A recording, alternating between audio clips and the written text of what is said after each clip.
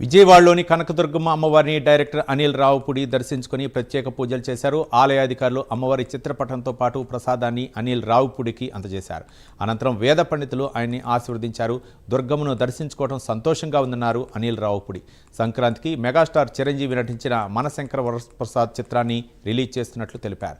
Cinema పూర్తయిందని, ప్రస్తుతం post production work జరుగుతుందన్నారు. మెగాస్టార్ చిరంజీవి, వెంకటేష్ పాడిన పాట ఈ చిత్రానికి హైలైట్గా నిలుస్తుందన్నారు.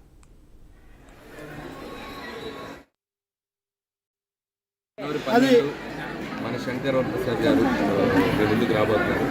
మెగాస్టార్ చిరంజీవి గారు అద్భుతమైన ఫ్యామిలీ ఇక్కడ పెట్టకూడదు. ఆశీర్వచనం ఎలా పెడుతున్నారు? అసలు సినిమా అంతా కంప్లీట్ అయిపోయింది. పోస్ట్ ప్రొడక్షన్ వర్క్ జరుగుతుంది. పైన పెట్టుకోవాలి.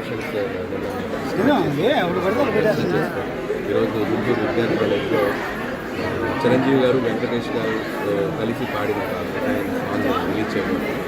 సో ఇద్దరు స్టార్ హీరోలు ఒకే ఫ్రేమ్లో అద్భుతంగా ఎంకరేజ్ చేయబోతున్నారు. అమ్మవారి అద్భుతంగా జరిగింది.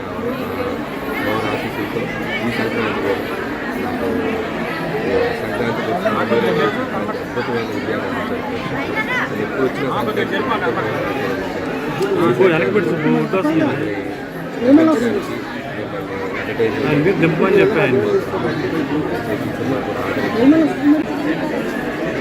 చిరంజీవి గారు ఈవెంట్కి వస్తారు. టైగర్ లాంచ్ వెంకటేష్ గారు కూడా అది కూడా ప్రాపర్గా ఎప్పుడు స్కెడ్యూల్ ప్లాన్ చేస్తారు.